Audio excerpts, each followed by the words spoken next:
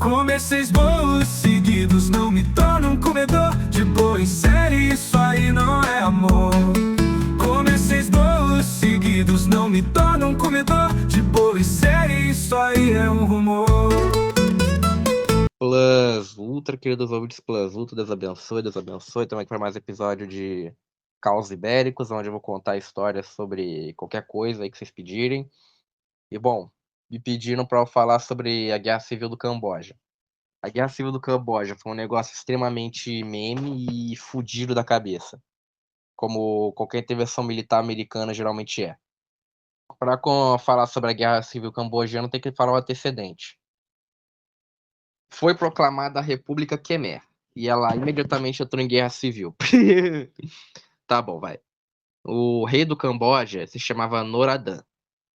O Norodom, que era o rei do Camboja, ele era bastante popular entre a população, porque a população era rural, monarquista e muito religiosa, e eles viam seu rei como uma figura semidivina. E bom, por causa disso, quando houve o golpe republicano liderado pelo príncipe Lou Nau,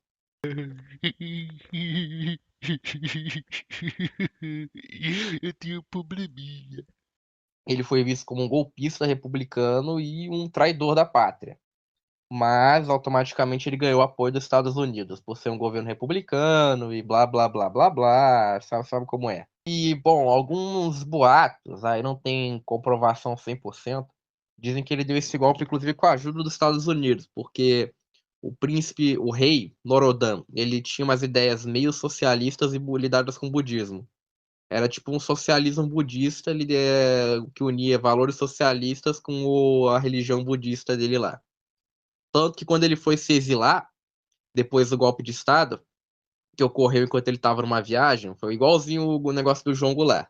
O rei estava lá viajando lá para outros países para fazer negócios, aí enquanto isso o primeiro-ministro, que era o príncipe Lou Nou, deu o golpe de Estado lá, proibiu o rei de voltar, e ele teve que ficar na China comunista, em vez de ficar nos Estados Unidos, Rússia ou qualquer outra coisa assim. Porque naquela época, principalmente, estava tendo um negócio que qualquer maluco que é nacionalista automaticamente é socialista. Até hoje tem uns babaquinha que pensam assim. Aí, bom, ele tava lá na China, puto da vida, porque deram um golpe de Estado nele. E o país já tava tendo algumas milícias se organizando politicamente com inspiração nos Vietcongs. Essas milícias aí eram o Khmer Vermelho e o Khmer Rundo. E, bom, o Khmer Rundo ele não fez praticamente nada, ele era muito secundário. E outras organizações que eram o GRANC, que era era o exército monarquista que tinha lá, e o FUNC. Então, as principais organizações paramilitares cambojanas eram o GRUNC, que era o grupo monarquista, o FUNC, que era um grupo nacionalista, mas não necessariamente monarquista, e o Khmer Vermelho. Eles não se gostavam, mas estavam fazendo uma insurgência para tentar tirar o governo do Lowdown, porque era um governo corrupto, americanista, todo fodido. E imediatamente após isso, eles controlaram a região que era a maior população do país. Existem estimativas que era uma região que era tipo 25% do território cambojano no total, porém tinha mais de 50, 60% da população inteira do Camboja, esse território. Eles conseguiram conquistar de assalto. E a política do Lon Nol, sendo que ele era um governo que não tinha nenhum apoio popular, foi tentar reintroduzir um alistamento obrigatório, mas ele não conseguiu porque eram números extremamente baixos de pessoas que se alistavam para o exército dele. Era algo em torno de 10 a 20 mil pessoas, no máximo. Então, para conseguir lidar com o fato que ele não tinha muito apoio popular, ele pediu ajuda dos Estados Unidos e os Estados Unidos começou uma política de ataque aéreo e bombardeio nas regiões aí que eram majoritariamente comunistas ou pró-Khmer Vermelho. Inclusive, estou mostrando no mapa aí os bombardeiros que houve. E esses bombardeiros foram extremamente brutais. Morreram, acho que mais ou menos 50 mil pessoas, ou acho que 50 a 80 mil pessoas. Os números mais extrapolados dizem que foi 100 mil pessoas. Morreu muita gente nisso daí. E a população a população que era rural, que estava sendo bombardeada, porque as regiões que eram controladas pelo Khmer Vermelho eram majoritariamente agrárias, se viram obrigadas a migrar para a capital. E a capital do Camboja, que antes da guerra tinha 600 mil pessoas, pulou de 600 mil para aproximadamente 2 milhões de pessoas. Obviamente, não existia infraestrutura para conseguir suportar toda essa gente, então começou a ter crise de fome, começou a ter crise de comida, e o governo americano começou a dar suporte econômico. Como diz aqui nessa parte do texto que eu estou usando de referência, que é para aliviar o sofrimento dos civis cambojanos presos na capital, o Departamento dos Estados Unidos forneceu 40 milhões em ajuda econômica em julho de 1970. Em 19 de agosto no mesmo ano, os Estados Unidos assinaram um acordo para ajuda militar ao Camboja, prometendo 185 milhões de dólares para o ano fiscal. Em 1971, foi seguido por 200 milhões em ano fiscal. Porém, a corrupção governamental galopante, em grande parte da ajuda militar monetária, foi destinada à classe alta e aos funcionários do governo, fazendo pouco para ajudar os camponeses. Então, como o governo do Lon Nol era extremamente impopular e corrupto, eles pegaram grande parte dessa ajuda, desviaram para interesses escusos dos amigos do governo e não distribuíram nada para a população civil. E os bombardeiros continuaram de 1970 em diante, prejudicando ainda mais a vida dos camponeses e matando muito, muito, muito mais gente. Então agora, o que resta? Sentar e aguardar a morte.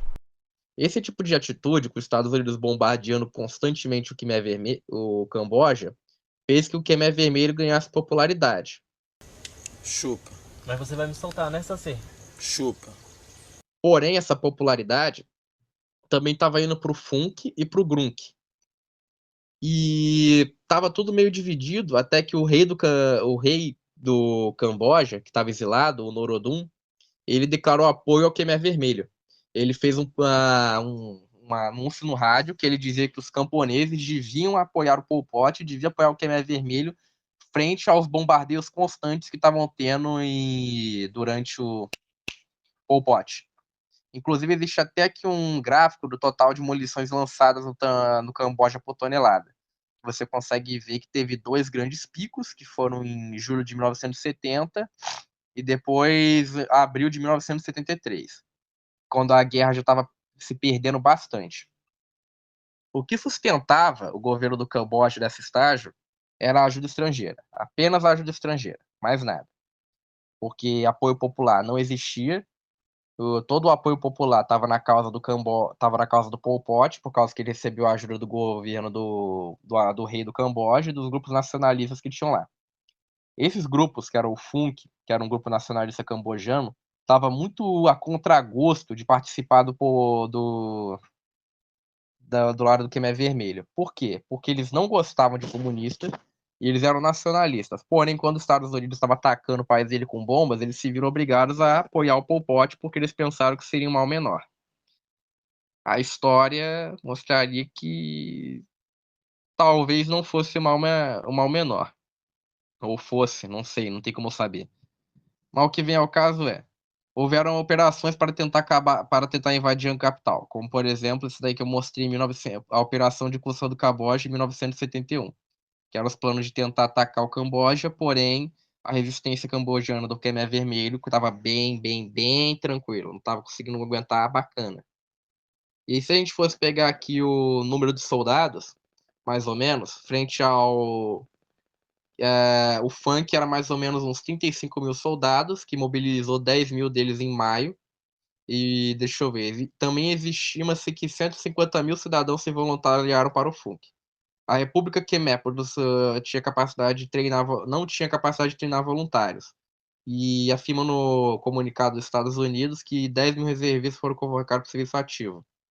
Basicamente é aquilo que eu falei, o Khmer Vermelho estava recebendo tipo muito, muito, muito mais muito mais apoio popular do que a própria causa do da República Khmer.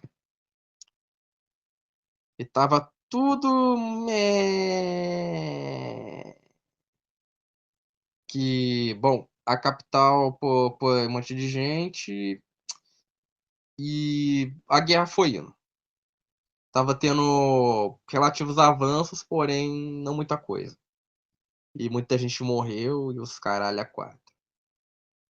A ajuda externa americana, que era o que sustentava o governo do Camboja, foi cessando com o tempo, até porque eles viram que aquele governo estava tipo, muito instável, não tinha capacidade de se manter de pé. E a ajuda externa encerrou em 1973, praticamente. Pelo menos do ponto de vista militar. Que foi quando os bombardeiros terminaram. Quando os bombardeiros terminaram, a força organizada do Khmer Vermelho conseguiu ter um corpo melhor. E com base nisso, eles conseguiram invadir a capital.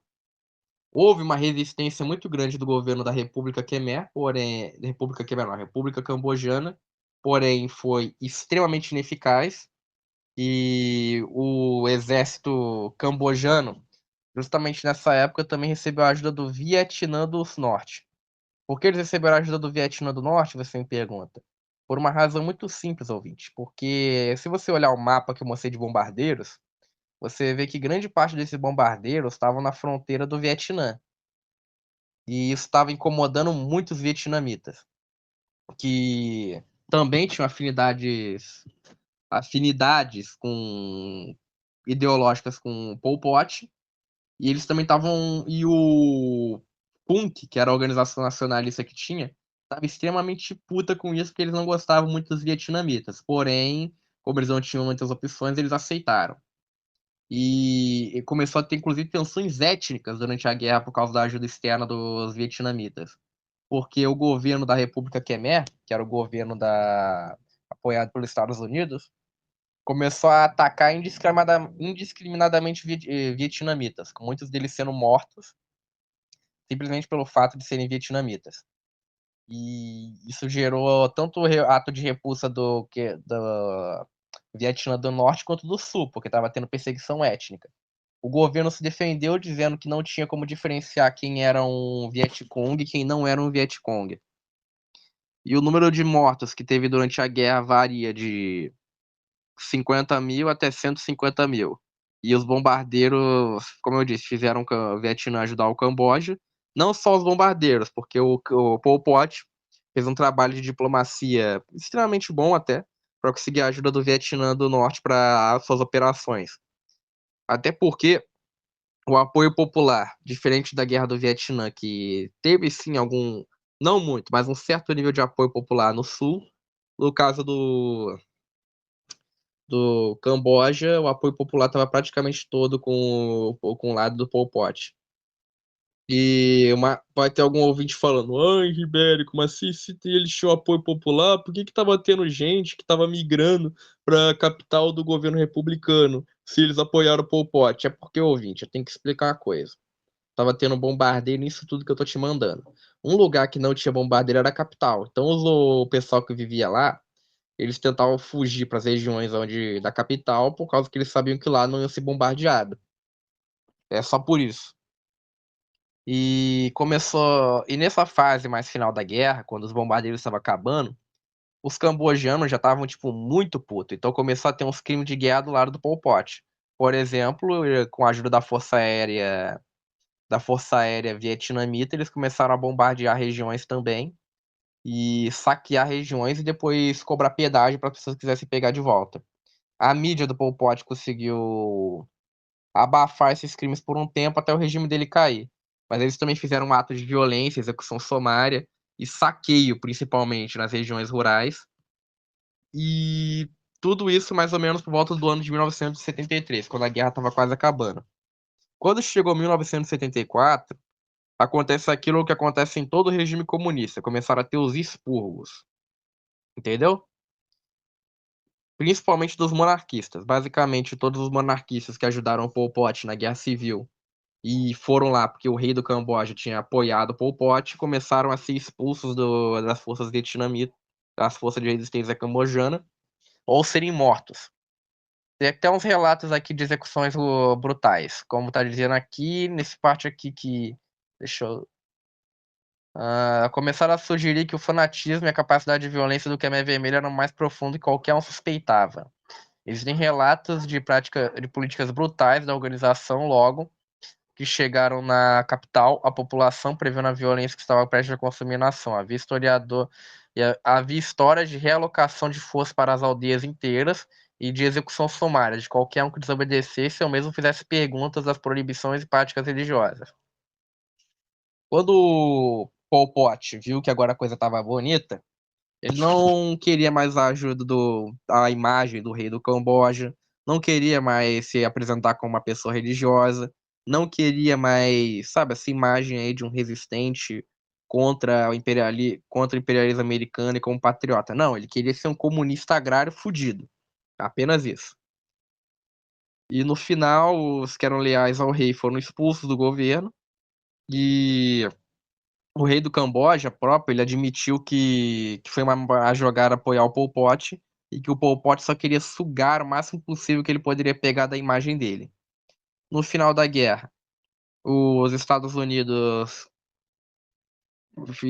pararam de apoiar, então não tinha mais a população, o Pol Pot ganhou. Com isso, começou o governo do Khmer Vermelho.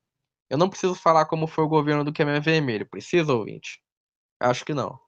Enfim, houve execuções sumárias, violência, que o Pol Pot fazendo um monte de tipo de crime e coisas assim. O que a gente aprendeu com isso, ouvinte? A gente aprendeu que, sei lá, cara, não entre em guerra civil, pessoas morrem, isso daí é uma coisa idiota. E, bom, em 12 de abril de 1975, finalmente as tropas dos Estados Unidos evacuaram do país. E os fatores que levaram o lado do Pol Pot vencer e o lado da República Cambojana perder. Deixa eu ver. O rei do Camboja ter dado apoio popular ao Pol Pot. Esse tipo de apoio popular fez com que ele ganhasse, graças à ajuda do rei do Pol Pot. As forças FUNC conseguiram atrair pessoas nacionalistas que eram para causa do Pol Pot. Os Grunts, que eram os monarquistas, terem apoiado o exército do Pol Pot. O Vietnã do Norte não só ter mandado soldados, como ter treinado as tropas do Pol Pot, até porque eles tinham experiência de guerra de guerrilha, campo de batalha e afins. Esse treinamento deu muita ajuda. A República do Camboja, o Lon Nol, que era o presidente do país, ele estava completamente senil. Ele tinha no máximo 80% da capacidade cerebral. A população estava contra a administração corrupta. E vou dar um nível para vocês entenderem o quanto o Lon Nol ele era odiado. Teve uma aldeia que foi tomada, que estava tendo protestos contra o Lon Nol. Eles invadiram a casa do irmão dele, entendeu? Pegaram ele, mataram ele, pegaram o fígado dele, fritaram e comeram. Eu não tô de sacanagem, eles pegaram o fígado dele, fritaram e comeram. Aí a população começou a passar fome e é isso aí. E, caralho, bom, é isso. Moral da história é, não entre em guerra civil, isso daí mata gente inocente pra caralho e existe 1 milhão de formas de resolver esses problemas do que guerra civil. E outra coisa que a gente aprendeu é que apoio estrangeiro dos Estados Unidos não resolve nada, eles só vão bombardear seu país e fazer você perder apoio popular. No geral era isso, espero que tenham gostado desse vídeo. Plus Ultra, Deus abençoe e tchau, tchau. Dale semillas a un granjero y te dará comida. Dale a un músico una melodía y te dará una música. Dale a un soldado un enemigo y creará nada. Él solo destruye, mata. Me pregunto si Dios observa los eventos que se desarrollan cuando los hombres se rebelan contra sí mismos. Tengo miedo de que al morir a Dios le importen las cosas que hice, pero tengo más miedo de que no le importe. Que estará allí sentado, cortándose las uñas y con apenas la energía para poder juzgarme. Porque, entonces, ¿qué? ¿Y qué tal si a los hombres malos no se les juzga como corresponde?